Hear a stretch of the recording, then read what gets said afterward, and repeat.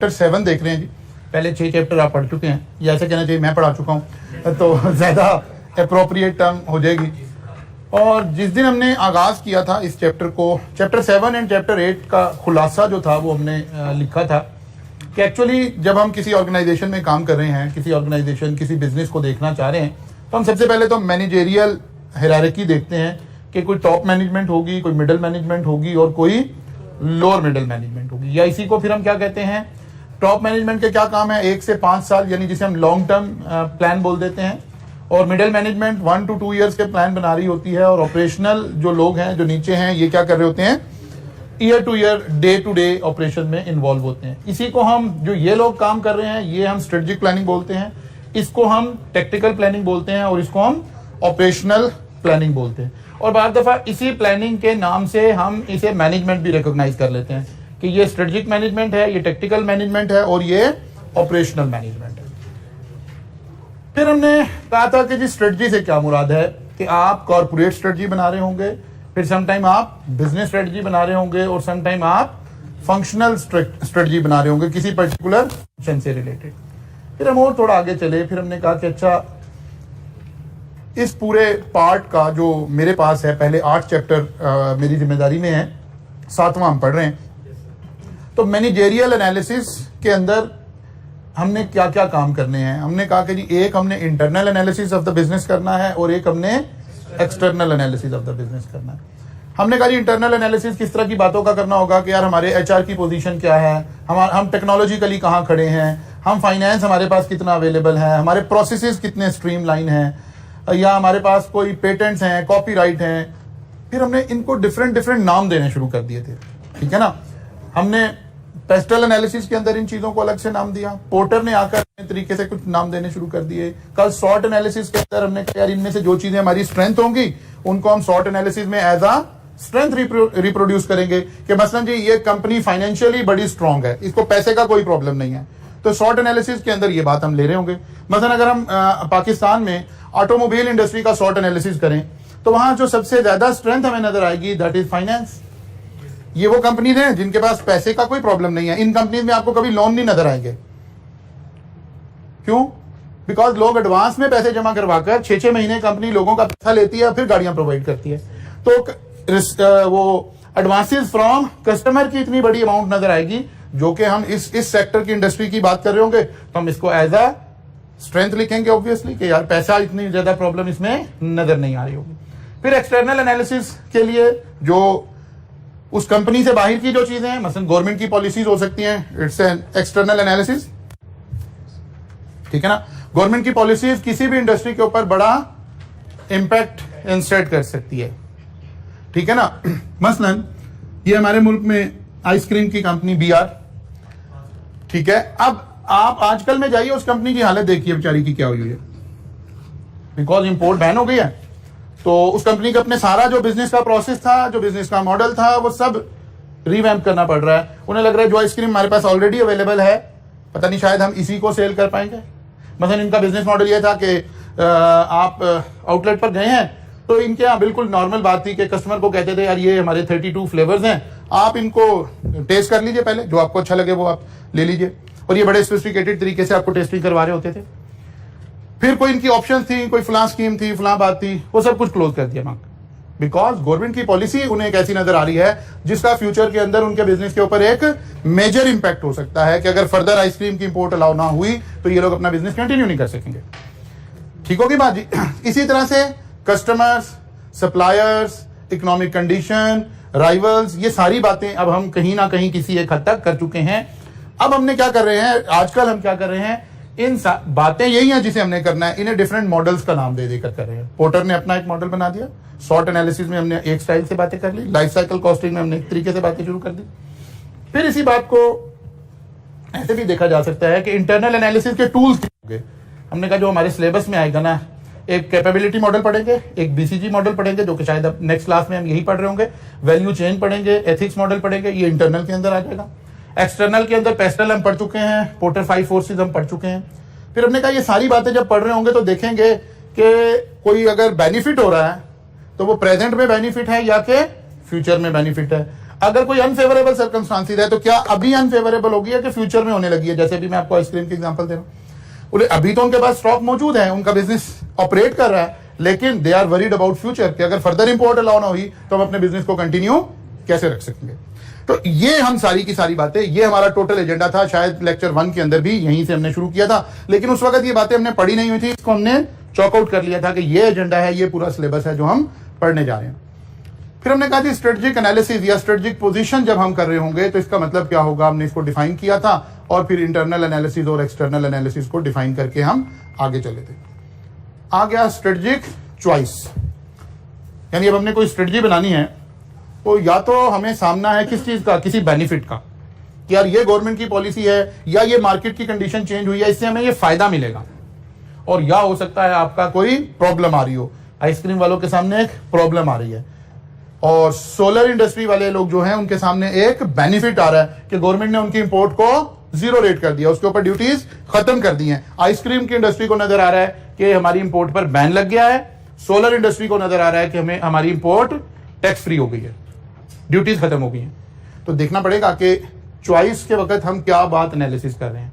किसी बेनिफिट की बात कर रहे हैं तो कैसे सोचेंगे? मैंने कहा अगर बेनिफिट की बात है ना तो सबसे पहले देखना है क्या इमीडिएट अभी प्रेजेंट बेनिफिट है या कि फ्यूचर में कोई बेनिफिट आ रहा है। इसी तरह प्रॉब्लम है तो फौरन देखना है कि अभी इमीडिएट इसी वक्त की प्रॉब्लम है या कि फ्यूचर की प्रॉब्लम आ रही है। वो कह रहे अगर प्रेजेंट बेनिफिट है ना, इमीडिएट बेनिफिट है, तो आपने स्ट्रेटेजिक चॉइस में क्या चूज करना है, हाउ टू रिटेन, इस बेनिफिट को कंटिन्यू कैसे कर सके, इस बेनिफिट को कैप्चर कैसे करें। जैसे कि अभी हम क्लास में लाइट गई है, अब ये एक प्रॉब्लम है, हमने देखना है किसके लिए एनालिसिस कर रहे हैं। वो सारी इंडस्ट्री, वो सारे लोग जो इलेक्ट्रिसिटी वापडा से लेकर यूज कर रहे हैं, उनके लिए ये एक प्रॉब्लम है, करंट प्रॉब्लम है, प्रेजेंट प्रॉब्लम है, ठीक है ना। लेकिन कोई एक प्रॉब्लम किसी दूसरे के लिए अपॉर्चुनिटीज हुआ करती है। वो सारी कंपनीज जो यूपीएस बनाती हैं, जो जनरेटर सेल करती हैं, जो इस इलेक्ट्रिसिटी के इस मसाइल का सोल्यूशन प्रोवाइड करती हैं, उनके लिए अपॉर्चुनिटी है। तो दोनों लोगों को अपने अपने मुताबिक स्ट्रेटजीज बनानी है, ठीक है ना। इस सारे टॉपिक का, इस सारे सब्जेक्ट का मकसद यही है कि आपके जहन को इस तरह से तैयार किया जाए कि आप एनालाइज कर सकें कि ये इशू किसके लिए प्रॉब्लम है और किसके लिए अपॉर्चुनिटी है। तो जो इलेक्ट्रिसिटी की लोड शेडिंग ही की एग्जांपल अगर हम ले लें तो जाहिर है बहुत सारे लोगों के लिए बहुत बड़ी प्रॉब्लम है, लेकिन कुछ लोग हैं जो इसके बेनिफिशरीज हैं। अभी हम आइसक्रीम इंपोर्ट बैन हुई, बेसिकली तो आइसक्रीम नहीं, अदरवाइज इंपोर्ट टेम्परेरीली बैन हो गई आपकी कंट्री के अंदर। तो उस सारे सिचुएशन के अंदर भी हमने कहा कि कुछ चीजें जो हैं वो कुछ लोगों के लिए बेनिफिट हो रहा होगा और कुछ लोगों के लिए प्रॉब्लम आ रही होगी। मतलब हम कह रहे हैं वो इंटरनेशनल कंपनीज जो अपनी इंपोर्टेड आइसक्रीम्स आपको यहां प्रोवाइड कर रही थी, उनके लिए प्रॉब्लम आ गई। लेकिन वो तमाम लोकल ब्रांड्स जो इन लोगों को compete कर रहे थे, क्वालिटी में कहीं इनके करीब थे, इनको टच कर रहे थे, उनके लिए तो बेहतरीन अपॉर्चुनिटी क्रिएट हो गई कि अच्छा जी इन पे बैन लग जाएगा और पीछे हम बच जाएंगे और हम मार्केट में अकेले रह जाएंगे। अच्छा जी, तो चॉइस में हम कह रहे हैं सबसे पहले अगर कोई बेनिफिट की बात है और प्रेजेंट बेनिफिट है तो हमने स्ट्रेटजी क्या बनानी है, हाउ टू रिटेन इट, कि ये जो बेनिफिट है हम इसको रिटेन कैसे करें। और अगर फ्यूचर में है तो हाउ टू गेट, ये बेनिफिट एक फ्यूचर में आने वाला है, हम इसे कैसे, हमारी कंपनी, हमारा बिजनेस, हम कैसे बेनिफिट उठाएंगे। अगर प्रॉब्लम है तो हमने स्ट्रेटजी बनानी है कि इस प्रॉब्लम को ओवरकम कैसे करें, how to overcome it. Ban लग गया जी, आइसक्रीम की इंपोर्ट पर बैन लग गया, तो स्ट्रेटजिक चॉइस क्या लेनी पड़ेगी कि देखें कि क्या उसके इंग्रेडिएंट पर भी बैन लग गया, क्या हम ये मैन्युफैक्चरिंग यहां ट्रांसफर कर लें और हम इसी क्वालिटी को यहां बना लें, इंग्रेडिएंट इंपोर्ट कर लें, तो क्या इससे बचा जा सकता है। तो ये हमें कहीं स्ट्रेटजी बनानी पड़ेगी। हाउ टू ओवरकम, ऑल्टरनेटिव क्या है मेरे पास, और अगर कोई फ्यूचर है तो हाउ टू अवॉइड, कि फ्यूचर के अंदर मैं इसको कैसे अवॉइड कर सकता हूं, किसी भी पॉलिसी, किसी भी चीज को मुझे देखना पड़ेगा कि मैं इसको कैसे लेकर चल सकता हूं। फिर ये चैप्टर ना चंद छोटी छोटी बातें आपको समझा रहा है शुरू के 2-3-4 पेजेस के अंदर, क्योंकि आगे जब एनालिसिस होगा तो ये टर्म कहीं हम यूज कर रहे होंगे तो वो कुछ चीजें आपको समझा रहा है। उसने एक बात समझाई कि कंपेटिटिव एडवांटेज से क्या मुराद है। उसने कहा यार एक टर्म यूज की, वाइट स्पेसेस। वाइट स्पेसेस से क्या मतलब है, companies must search out white spaces in industry which usually means competing on one of two front. White spaces का मतलब है किसी दो में से किसी एक बात को बुनियाद बनाकर आप मार्केट में कंपीट करें। वो दो बातें क्या हैं, या डिफरेंशिएशन की बुनियाद पर या कॉस्ट लीडरशिप की बुनियाद पर। डिफरेंशिएशन का क्या मतलब है, आप कहते हैं मेरी प्रोडक्ट डिफरेंट है इसलिए मैं ज्यादा प्राइस चार्ज कर लूंगा, मेरी क्वालिटी बेहतर है इसलिए मैं प्राइस ज्यादा चार्ज कर लूंगा। डिफरेंशिएशन, क्वालिटी बेहतर दे दें, प्रोडक्ट को डिफरेंशिएट कर दें ताकि दूसरी प्रोडक्ट के साथ बराह रास्त कंपटीशन में ना आ रहे हो। या फिर कॉस्ट लीडरशिप करें, आप कहें कि यार प्रोडक्ट तो मेरी भी वैसी है लेकिन मैं आपको सस्ती प्रोवाइड कर रहा हूं। इन दो में से एक चीज भी है तो हम कहते हैं कि ये क्या है, कंपेटिटिव एडवांटेज है। लेकिन वो कहते हैं अगर आपने दोनों ही कर दी हैं तो फिर ये बड़ी खतरनाक बात है जिसको मैनेजमेंट में हम क्या कहते हैं, किस ऑफ डेथ है। वो कहता है कि भाई ये दोनों बेनिफिट देकर आप नहीं चल सकते, आपकी प्रोडक्ट भी डिफरेंशिएट हुई हो और आप सस्ता भी बेच रहे हो। नहीं नहीं, अगर प्रोडक्ट डिफरेंशिएट थी तो फिर आपको महंगा बेचकर ज्यादा प्रॉफिट कमा लेना चाहिए था। अच्छा जी अल्टीमेटली एक देखिए, एक अपॉर्चुनिटी जो आपके पास अवेलेबल है। अच्छा, हर जगह पे जब आप बिजनेस एनालिसिस कर रहे हो ना तो थोड़ी देर के लिए कंज्यूमर के माइंडसेट से बाहर आ जाना है क्योंकि जनरली तो हम 24 आवर्स कौन है, कंज्यूमर है, तो हमारा माइंड वैसे ही सोच रहा होता है। तो समटाइम हम कह रहे थे यार ये बात तो ठीक नहीं है। नहीं, आप एक बिजनेस के माइंड से सोचे, बिजनेस में अगर एक अपॉर्चुनिटी राइज हुई है ना तो आपने उसे कैश करना है।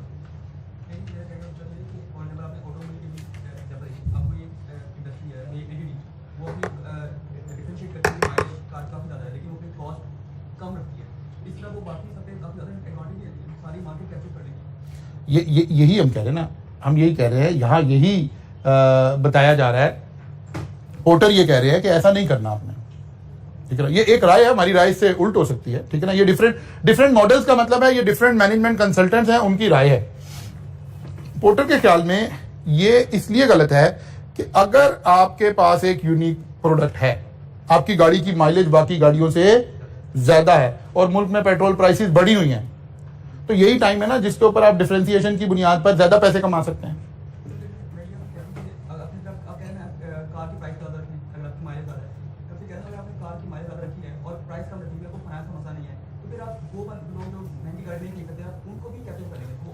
बिल्कुल बिल्कुल ठीक है, बिल्कुल ठीक है। माइकल पोर्टर कहते हैं ऐसा नहीं करना चाहिए।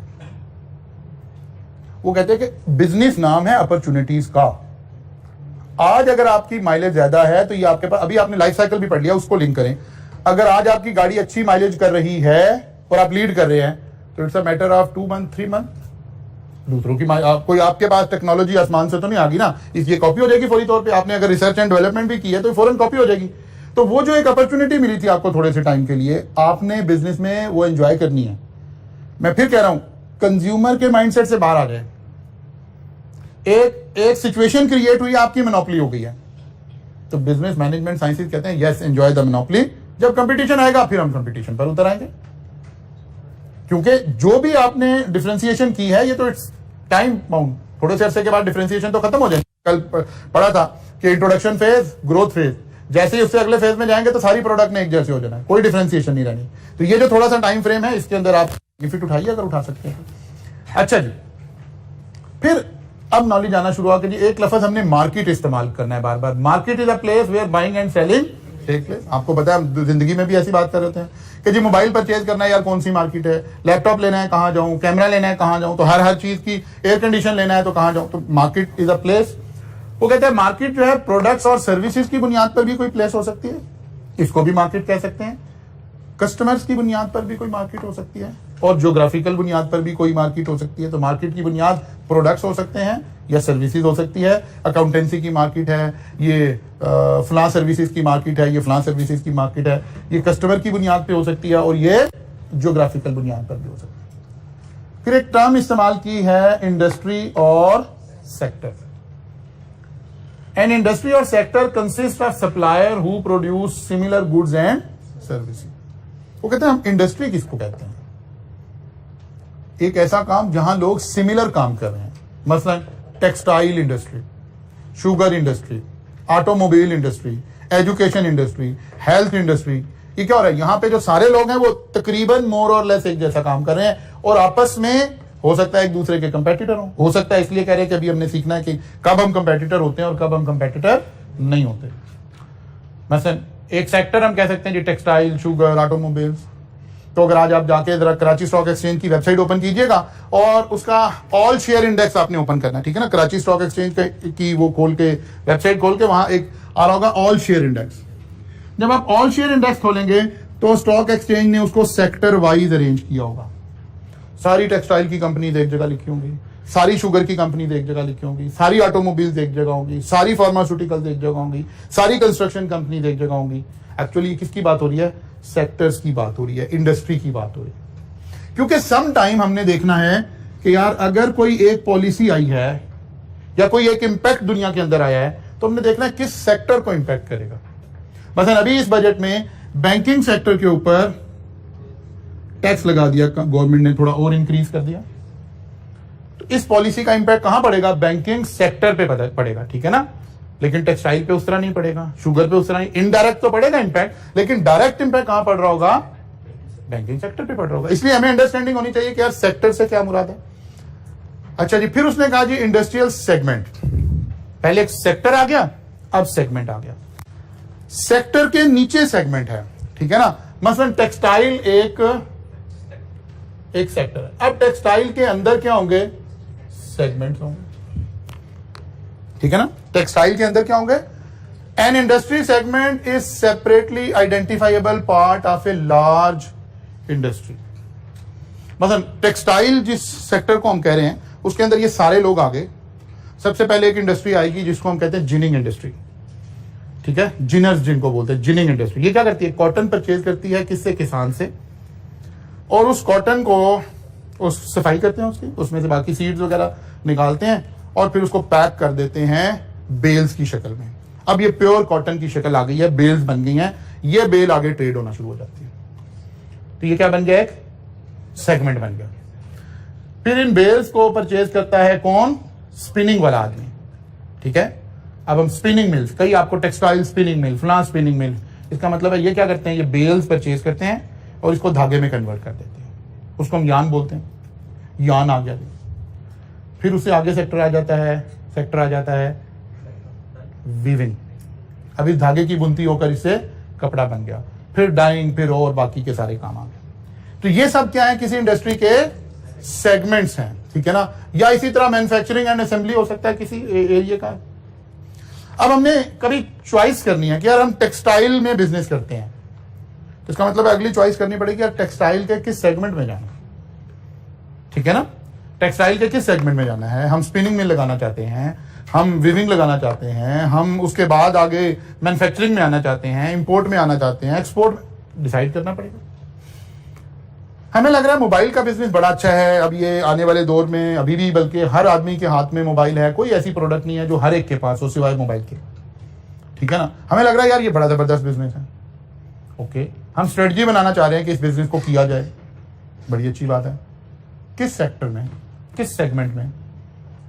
क्या मैन्युफैक्चरिंग करें, क्या ट्रेडिंग करें, या असेंबली करें, ठीक है ना। अब हर एक के अपने अपने प्रॉफिट बेनिफिट ड्रॉबैक देखने पड़ेंगे हमें। सॉर्ट एनालिसिस किया जा सकता है, पोर्टर 5 फोर्सेस एनालिसिस किया जा सकता है इस इंडस्ट्री का कि जनाब गवर्नमेंट ने इंपोर्टेड मोबाइल्स के ऊपर टैक्सेस लगा रखे हैं और वो बड़े हाई टैक्सेस हैं। इसका मतलब है शायद इस वक्त इंपोर्ट करके मोबाइल सेल करना उतना अच्छा बिजनेस ना हो जितना कि लोकली बनाकर हम करेंगे तो ये बिजनेस अच्छा होगा। किसी गवर्नमेंट की एक पॉलिसी हमारे सेगमेंट के डिसीजन को मेजरली इंपैक्ट कर सकती है। जैसे पहले गवर्नमेंट ने, लास्ट जो गवर्नमेंट गई, उन्होंने ऑटोमोबाइल्स के अंदर पॉलिसी इंट्रोड्यूस की। एमजी मोटर्स आ गई आपकी कंट्री के अंदर और उन्होंने एक शेयर लेना शुरू किया और थोड़ा सा मार्केट को थोड़ा सा हिलाया। लेकिन साथ ही गवर्नमेंट ने एक पॉलिसी अनाउंस कर दी कि नहीं, जो गाड़ियां पाकिस्तान में असेंबल नहीं हो रही हैं उनके ऊपर एक हैवी टैक्स लगा दिया गया। तो आपने पिछले दिनों सुनी थी कि एमजी की प्राइस एक दिन में कोई 22 लाख रुपया बढ़ गई, तो एक्चुअली वो टैक्स लग गए थे गवर्नमेंट के। अब इस इंडस्ट्री का जो बिजनेसमैन बैठा है, अब उसने स्ट्रेटेजिक डिसीजन लेना है कि क्या करूं। उसके पास कोई ऑप्शन नहीं है इसके अलावा कि वो यहां जो पहले काम कर रहा था, ट्रेडिंग कर रहा था, बनी बनाई गाड़ी ला रहा था, अब वो एटलीस्ट असेंबली शुरू कर दे, पार्ट्स बाहर से मंगवा ले, असेंबली शुरू कर दे, ताकि उसकी गाड़ी के ऊपर जो 18-19 लाख रुपए का टैक्स लगा है वो निकल जाए और वो दोबारा कंपीट कर सके किया को और फुला को, उस रेंज की गाड़ियों को जिनके साथ वो कंपीट कर रहे। एक्चुअली इस पर्पस के लिए हम ये छोटी छोटी सी डेफिनेशन ये पहले 2-3 पेजेस के अंदर एग्जामिनर आपको समझा रहा है। Segments are within industry, एक इंडस्ट्री के अंदर सेगमेंट्स होंगे, जैसे अभी हमने टेक्सटाइल का जिक्र किया। फिर वो कहता है जी, ये भी पोर्टर ने ही इसको भी किया कि जेनेरिक टाइप ऑफ इंडस्ट्रीज कितनी हैं। पोर्टर ने कहा कि there are 5 generic type of industries. Porter industries को 5 हिस्सों में डिवाइड करता है। नंबर 1 फ्रेगमेंटेड इंडस्ट्रीज, वो कौन सी हैं? Firms are small and each sell too small portion of the total market. वो कह रहे हैं फ्रेगमेंटेड हम उस इंडस्ट्री को कहते हैं जहां छोटे छोटे मैन्युफैक्चरर हैं, छोटे छोटे लोग काम कर रहे हैं और वो थोड़ा सा हिस्सा मार्केट का शेयर अपना ले रहे हैं। उनमें से कोई एक फैक्ट्री बंद हो जाए तो मार्केट में कोई प्रॉब्लम नहीं आएगी, कोई 2, 4, 5, 6 फैक्ट्रीज बंद हो जाए तो मार्केट में कोई प्रॉब्लम नहीं आएगी, बिकॉज इनके पास जो मार्केट शेयर है वो थोड़ा सा है। लेकिन अगर कोई ऐसी मार्केट हो जिसमें फ्रेगमेंटेड नहीं है, 2, 3, 4 लोग ही हैं और जो लोग हैं उनका काफी बड़ा बड़ा मार्केट शेयर है। मतलब आप एज्यूम कर लें कि नेस्ले के मिल्क प्रोसेसिंग प्लांट में कोई प्रॉब्लम आ जाए और वो 1 महीने के लिए शट डाउन हो जाए, तो आपकी कंट्री के अंदर मिल्क प्रोडक्ट के अंदर एक कोहराम मिट जाएगा, बिकॉज एक मेजर मार्केट का पोर्शन की सप्लाई आउट हो जाएगी, डिमांड एंड सप्लाई डिस्टर्ब होगी, एक मुसीबत में पड़ जाएंगे। लेकिन आपके इलाकों के अंदर छोटे छोटे मिनरल वाटर के प्लांट्स लगे हुए हैं, उनमें से कोई एक प्लांट बंद हो जाए, उसकी बत्ती कट जाए, उसको फूड वाले बंद कर जाए, सील कर जाए, तो वाटर की इंडस्ट्री में कोई कोहराम नहीं मिचेगा, बिकॉज ये इंडस्ट्री कौन सी है? Fragmented industry. अच्छा जी, सेकंड आ गया emerging industry. Industries just started to develop and are likely to become much bigger and significant in future. वो कह रहे हैं ये वो इंडस्ट्रीज है जो बज़ाहिर अभी शुरू हुई आपकी कंट्री में, उस रीजन में जहां बैठकर आप एनालिसिस करें, लेकिन नजर आ रहा है कि आइंदा आने वाले दिनों में ये मेजर इंडस्ट्री हो जाएगी हमारी, ये बड़ा हिस्सा कैप्चर कर लेगी। तो इसके लिए पोर्टर क्या लफ्ज़ इस्तेमाल कर रहे हैं? Emerging industry. फॉर एग्जाम्पल जी बताइए जी, कोई एग्जाम्पल बताइए। सोलर पैनल हो सकता है, ऑनलाइन एजुकेशन की इंडस्ट्री हो सकती है, ऑनलाइन तालीम की इंडस्ट्री हो सकती है, और बहुत सारी इंडस्ट्रीज हो सकती हैं जिसको जो आपको लगेगा कि यार आने वाले दौर में यही मेजर इंडस्ट्री में कन्वर्ट हो जाएगी। Mature industry. अब ये किताब ऐसे चल रही है, टीचर को अपने सब्जेक्ट को किसी एक लॉजिकल सीक्वेंस में लेके चलना पड़ता है। जो अक्सर लोग जो ऑथर्स होते हैं वो टीचर नहीं होते ज्यादातर, इसलिए वो सब्जेक्ट को लिख देते हैं, उन्हें सीक्वेंस नहीं समझ आ रही होती कि ये कहां जाकर पढ़ाया जा सकता है। अब ये सारी बातें आपके किताब में शुरू में लिखी हुई हैं, हम इसे कहीं दरमियान में ला कर पढ़ रहे हैं, रीजन अदरवाइज ये बातें समझाई नहीं जा सकती। जैसे अभी देखिए, mature industries, industries in which products have reached the mature phase of their life cycle. अब जहां ये ऑथर ने लिखा है वहां तो लाइफ साइकिल पता ही नहीं आपको क्या होता है, तो ये तो बात नहीं समझाई जा सकेगी। अब आप लाइफ साइकिल कॉस्टिंग पढ़कर आए हुए सारी की सारी। तो मेच्योर इंडस्ट्री हम किसको कह रहे हैं? जो इंडस्ट्री मेच्योर फेज में एंटर होगी। इसका मतलब उसने क्रॉस कर लिया क्या? इंट्रोडक्शन का फेज, ग्रोथ का फेज, और अब वो तीसरे वाले फेज में चली गई है, उस इंडस्ट्री को हम क्या कह रहे हैं? Mature industry. अच्छा, डिक्लाइन इंडस्ट्री। अब ये भी हमें फौरन समझ आ गई कि ये वो इंडस्ट्री है जो मेच्योरिटी फेज से भी आगे चली गई हुई है और डिक्लाइन फेज में चली गई है। और लास्ट आ गई है ग्लोबल इंडस्ट्रीज। ये वो इंडस्ट्रीज हैं जो अक्रॉस द ग्लोब काम कर रही हैं और ये ग्लोबल लेवल पर काम हो रहा है, इसका लोकल उससे ज्यादा कोई ताल्लुक नहीं रहता। तो पोर्टर कहते हैं कि जब आपने चॉइसेस लेनी होंगी तो आपको पहले ये अंडरस्टैंडिंग भी होनी चाहिए कि आप किस बिजनेस के बारे में बात कर रहे हैं। मसलन एक स्ट्रेटेजिक डिसीजन लेने हैं, बहुत ज्यादा वरीड हो रहे हैं, को किसके बारे में? डिक्लाइनिंग। वो कहते हैं इतनी वरीड होने की जरूरत नहीं है, ये तो माशाल्लाह अपनी मौत, आप भी मर रही थी प्रोडक्ट, कोई गवर्नमेंट ने पॉलिसी ऐसी बना दी है जिससे आप बड़ा इंपैक्ट हो गया है, तो कोई बात नहीं है, छोड़ें इस बात को, ये तो वैसे ही हम फेज आउट हो ही रहे थे। इसमें तो सिर्फ ये प्लान करना है कि इस वक्त हमारी इन्वेंट्री कितनी पड़ी है, और फौरन से हमने अपने R&D वालों से पूछना है भाई नई प्रोडक्ट कब आ रही है। इसके दरमियान का जो टाइम फ्रेम है वो हमें प्लान करना है, उसको देखना है कि कितने अरसे तक हम क्या करें, कैसे वक्त गुजारना है हमें। तो ये 5 बातें भी किताब में आपको लिखी हुई नजर आएंगी। फिर वो कह रहा है companies need to make strategic decisions. वो कहते हैं जो स्ट्रेटेजिक डिसीजंस है ना, उनमें हमें कई सारी बातों के ऊपर फोकस करना पड़ता है। नंबर 1 इंडस्ट्रियल सेगमेंट और नंबर 2 मार्केट। वो कह रहे हैं बाद दफा क्या होता है, हम the industry and industrial segment और segment they intended to operate, हमने किस सेगमेंट में काम करना है। मैंने अभी वो MG वाली बात बताई आपको, ठीक है ना। फिर किस मार्केट में काम करना है, पाकिस्तान की मार्केट में काम करना है। मतलब हमने MG की ही डीलरशिप ली है और हम पाकिस्तान में नहीं काम कर रहे हैं, हम यूएई में काम कर रहे हैं, कोई और मिडिल ईस्ट में काम कर रहे हैं, तो फिर ये जो पाकिस्तान में टैक्स लगा इससे हमारा कोई खास ताल्लुक नहीं है। हमें देखना है हम किस मार्केट में काम कर रहे हैं और किस इंडस्ट्रियल सेगमेंट में काम कर रहे हैं।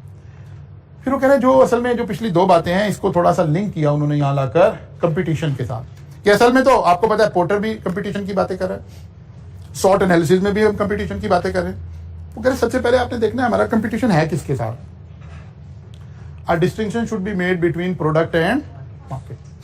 जनरली हमारा क्या ख्याल है, जो लोग एक जैसी प्रोडक्ट बना रहे हैं उनका ही कंपटीशन होगा ना, जो लोग प्रोडक्ट ही एक जैसी नहीं बना रहे हैं उनका आपस में कोई कंपटीशन होगा? जनरली नहीं होगा, ऐसी लग रहा है। अच्छा, जो लोग एक जैसी प्रोडक्ट बना रहे हैं उनका जरूर आपस में कंपटीशन होगा? डिपेंड करता है। तो ये यहां यही समझाने की कोशिश की जा रही है कि जो कंपटीशन है ना वो बाज़ दफा डिफरेंट इंडस्ट्रीज का भी कंपटीशन होगा, different industries with same market. अगर एक ही मार्केट को टच कर रही है, मार्केट हमने क्या कहा था, मार्केट कस्टमर भी हो सकता है। एक ही कस्टमर को दो डिफरेंट इंडस्ट्रीज अप्रोच कर रही है, वो कहता फिर इनका तो है तो अलग अलग इंडस्ट्री, अलग अलग लोग हैं, लेकिन इनका आपस में कंपटीशन अराइज हो गया। मसलन एक शख्स है उसने एक सर्विसेज सेंटर बना रखा है आपके इलाके में, वो कहता है यार कोई भी आपके घर पे प्रॉब्लम आ गया है तो रिपेयर सर्विसेज हम प्रोवाइड करते हैं। आजकल तो ऐप्स वगैरह भी बनी हुई हैं और फला फला। ये उस शख्स का बिजनेस है। आपके घर में कोई इशू है, आप इसके अंदर हमें कॉल कीजिए, कॉल आ भी गई है, तो वो कहते हैं जनाब हमें बताइए कहाँ पे रिपेयर रिक्वायर्ड है, तो वहाँ हम रिपेयर सर्विसेज आपको प्रोवाइड कर देंगे। अब ये एक छोटा सा आदमी एक इलाके में महल्ले में कहीं दुकान खोल के बैठा हुआ है, कोई आपका पेट खराब हो गया है, कहीं कोई और चीज खराब हो गई है, इसका रोजी रोटी यहां से चल रही है। एक इंडस्ट्री है हमारे यहाँ काम, हमारे यहाँ क्योंकि लेबर सस्ती है, ज्यादा इस तरह की प्रोडक्ट्स हमें नजर नहीं आती, बाकी दुनिया में लेबर बहुत महंगी है, इस वजह से वो कहते हैं यार आपने पेंट वाले को क्यों बुला रहे हैं भाई दबे, हम आपको पेंट तैयार पेंट रोलर के अंदर देते हैं, आप रोलर को खुद ही फेर लें, इसमें उस बंदे का आपने क्या करना है, डू यूर सेल्फ। अब ये इंडस्ट्री है बाकायदा, लेकिन इस बंदे का और उसका कंपटीशन हो गया। अगर उसकी प्रोडक्ट इन हो जाएंगी मार्केट में तो इसका काम कम हो जाएगा, अगर उसकी प्रोडक्ट मार्केट से आउट हो जाए तो इसका काम बेहतर हो जाएगा। हालांकि दो अलग अलग इंडस्ट्रीज के लोग हैं लेकिन आपस में कंपटीशन में आ गए हैं क्योंकि इनकी मार्केट एक है, यानी कस्टमर एक है। इसी कस्टमर को वो कह रहा है कि मैं पेंट आके कर देता हूं और ये कंपनी कह रही है कि नहीं यार आप हमारा रोलर ले रहे हो, उसे जाके फेर लें, इस बंदे को बुलाने की क्या जरूरत है। कंपीट कर रहे हैं, बात समझ आ गई। इसी तरह से एक इंडस्ट्री है, एक और शख्स सर्विसेज प्रोवाइड कर रहा है, आपको लॉन्ड्री सर्विसेज प्रोवाइड कर रहा है, कपड़े धो रहा है आपके, कहते हैं जी मैं घर से ले जाऊंगा, घर दे जाऊंगा। सैमसंग वाले कहते हैं यार इसकी छुट्टी कराओ, ऑटो मशीन ले लो, क्या जरूरत है भाई। अब ये दो अलग अलग लोग हैं, एक इंडस्ट्री से ताल्लुक नहीं है इनका, लेकिन ये कंपेटिटर इसलिए हैं कि इनकी मार्केट एक है, ये एक ही बंदे को अप्रोच कर रहे हैं। वो कहता है मेरे से कपड़े धुलवा लो, वो कहता है जी वॉशिंग मशीन खरीद लो ऑटोमेटिक, ये खुद ही धो देगी। अब ये फिर दोनों एक दूसरे को कंपीट कर रहे हैं, हालांकि अलग अलग इंडस्ट्री है, अलग अलग इंडस्ट्री है, लेकिन एक दूसरे को कंपीट करें। तो कह रहे थे कंपटीशन में ये जो आपके जहन में बात है कि सिमिलर लोगों का या सिमिलर इंडस्ट्री का कंपटीशन होगा, ऐसा नहीं है। Companies in different industries might have competition due to same market. फिर ये दो मैंने नीचे वही वाले एग्जांपल देखे। फिर आगे जी नॉर्मली हमें सेम मार्केट वाले लोग, हम अभी कह रहे थे कि इनका कंपटीशन होगा, वो कहते हैं ये भी कोई जरूरी नहीं है, डिपेंड करेगा कि कैसी सर्विसेज हैं। मसलन हम एयरलाइन ऑपरेशंस हैं, पीआईए, चलो पीआईए का नहीं नाम लेते, एमरेट्स एयरलाइन का किसी दुनिया की और एयरलाइन से कोई दो रूट्स ऐसे हैं जो एक दूसरे को कंपीट ही नहीं करते हैं, तो इस रूट्स के लिए हमारा कोई बिजनेस आपस में कंपटीशन नहीं है, ठीक है ना। कोई दो दुनिया की डेस्टिनेशंस हैं, वहां पर कोई अलग अलग रेस्टोरेंट्स की चेन है, उधर एक चेन उस रीजन में है, एक चेन उस रीजन में है, इनकी मार्केट सेम नहीं है, प्रोडक्ट सेम है, इंडस्ट्री सेम है, मार्केट सेम नहीं है, इसलिए कंपीट नहीं कर रहे हैं। हम कहते हैं जनाब लाहौर के कॉलेजेस और कराची के कॉलेजेस, फिजिकल क्लासेस जब तक थी, जब तक ऑनलाइन नहीं थी, इनका आपस में कोई कंपटीशन नहीं था। कराची का कोई बड़े से बड़ा कॉलेज लाहौर के किसी कॉलेज के लिए कोई थ्रेट नहीं था, लाहौर का कोई बड़े से बड़ा कॉलेज कराची के किसी कॉलेज के लिए थ्रेट नहीं था। लेकिन फिर इससे आगे किताब बताएगी आपको कन्वर्जेंस, कि बाद दफा चीजें कन्वर्ट होना शुरू हो गई। ऑनलाइन ने आके दोनों की मार्केट सेम कर दी, उसी कस्टमर को मैं राइस से अप्रोच कर रहा हूं कि यार राइस की ऑनलाइन क्लासेस ले लें, उसी से कराची का एक कॉलेज आके कह रहे हैं मेरी ऑनलाइन ले लें, मेरी ऑनलाइन ले लें। ऑनलाइन में ये सब लोग क्या बन गए हैं, कंपेटिटर बन गए हैं, लेकिन फिजिकल क्लासेस में इनमें से कोई भी कंपेटिटर नहीं था। तो एक्चुअली यहां हम यही बात सीख रहे हैं कि बाज़ दफा सेम इंडस्ट्री में होने के बावजूद हम कंपेटिटर नहीं होंगे, और बाज़ मरतबा बिल्कुल डिफरेंट इंडस्ट्रीज में होने के बावजूद हम आपस में क्या होंगे, कंपेटिटर होंगे।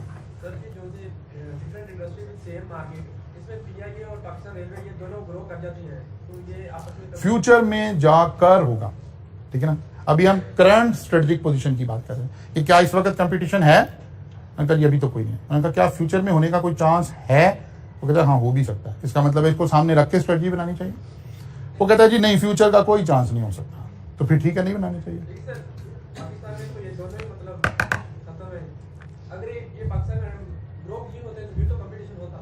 वो इसीलिए मैं पीआईए की फौरन मैंने लफ्ज़ वापस ले लिया था। मैं इसीलिए एमिरेट्स पे चला गया था, ठीक है ना, कि वो पीआईए तो अब एयरलाइन की डेफिनेशन में नहीं आती ना, ठीक है। उसे तो चिंची रिक्शा या समथिंग कोई ऐसा नाम उसका रखना पड़ेगा, ठीक है ना। तो इसीलिए मैंने फौरन पीआईए का लफ्ज़ चेंज कर लिया। कंपटीशन है कि नहीं है, कंपटीशन है कि नहीं है। बहरिया टाउन ने कराची के अंदर एक फनलैंड अपना बनाया और उसके अंदर रोलर कोस्टर इंस्टॉल कर। अब पाकिस्तान में इस वक्त रोलर कोस्टर और कहीं भी अवेलेबल नहीं है, ठीक है, तो मोनोपोली हो गई उसकी। लेकिन यही roller coaster MG world, IMG world और फरारी वर्ल्ड के अंदर दुबई के अंदर मौजूद है। क्या इनका आपस में कंपटीशन है? कोई कंपटीशन नहीं है। जो कराची के लोग हैं वो जाहिर है कराची से ही रोलर कोस्टर, अब खाली रोलर कोस्टर पे बैठने के लिए तो दुबई नहीं चले जाएंगे, ठीक है ना। इंडस्ट्री सेम है लेकिन कंपटीशन क्यों? क्योंकि मार्केट डिफरेंट है। जो रोलर कोस्टर कराची में इंस्टॉल हुई है उसकी मार्केट कराची के इर्द गिर्द, या कोई बहुत ही शौकीन आदमी हो वो कहे यार अच्छा, वैसे मैं अक्सर कहता हूं कि रोलर कोस्टर पे लाइफ में एक दफा जरूर बैठना चाहिए, ये एक बड़ा लाइफ चेंजिंग, एक लाइफ टाइम एक्सपीरियंस है। और कहते यार हमने एक बात सुनी है, चलो हम दुबई नहीं जा सकते, कराची तो जाके बैठ सकते हैं। तो हो सकता है पाकिस्तान इसकी मार्केट बन जाए, लेकिन फिर भी दुबई की कंपनी और हमारी कंपनी डिफरेंट है। क्यों? इंडस्ट्री सेम है लेकिन मार्केट डिफरेंट है। इसकी मार्केट पाकिस्तान के लोग हैं और उसकी मार्केट वहां के लोग हैं। तो बाद दफा हम सेम इंडस्ट्री में होते हुए हमारा कंपटीशन नहीं होगा, बाद दफा डिफरेंट इंडस्ट्रीज में रहते हुए हमारा कंपटीशन होगा। उसके बाद आ गया वो कहता है जी एनालिसिस ऑफ स्ट्रेटेजिक पोजीशन। जब आप स्ट्रेटेजिक पोजीशन का एनालिसिस कर रहे हो तो कहता है यार 3 बातों का तो ख्याल कर लिया करें सवाल में। Number 1, which industries and segment they operate. कौन सी इंडस्ट्री में ऑपरेट कर रहे हैं और उस इंडस्ट्री के किस सेगमेंट में ऑपरेट। इसलिए अलग अलग समझाया गया कि इंडस्ट्री क्या है, सेगमेंट क्या है, विच मार्केट दे आर सेलिंग। इसका मतलब है पहली लाइन को अगर हम कर लें, किस इंडस्ट्री में, किस सेगमेंट में और किस मार्केट में हम ऑपरेट कर रहे हैं, ये देखेंगे तो हमें पता चलेगा हमारा कंपटीशन किसके साथ है और किसके साथ नहीं है। They also need to recognise changing condition in the industry. जैसे अभी मैंने आपसे कहा कि कोई भी इंडस्ट्री है उसमें जो चेंजिंग कंडीशन है, लाहौर के कॉलेजेस और कराची के कॉलेजेस ये आराम से बैठे हुए थे पिछले 25-30 साल से कि हमारा आपस में कोई कंपटीशन नहीं है। पिछले 2-3 सालों के अंदर ऑनलाइन इंडस्ट्री इवॉल्व हुई, उसने बताया नहीं आप तो सबसे बड़े एक दूसरे के कंपटीटर बन गए। बात समझ आ रही है? तो हमें इसके ऊपर भी फोकस रखना पड़ेगा। They also need to recognise changing condition in industry, segments and market, कि क्या कोई इंडस्ट्री में, सेगमेंट में, मार्केट में तो कोई चेंज नहीं आ रही है। अगर चेंज आ रही है तो फिर हमें उसके ऊपर नजर रखनी पड़ेगी कि क्या चेंज आ रही है, फ्यूचर में क्या चेंज आ सकती है, जिसके मुताबिक हमें कोई ना कोई पॉलिसी बनाने की जरूरत है, जिसके मुताबिक हमें कुछ ना कुछ देखने की जरूरत है। ठीक होगी बात जी? तो ये पहले वाला पोर्शन आपका किताब का, ये स्लाइड मैं आपको कोई शाम में भेजूंगा तो फिर आप वहां से इसको करेंगे। नेक्स्ट वीक मुलाकात होगी इंशाअल्लाह ताला। यहां से आगे चलेंगे।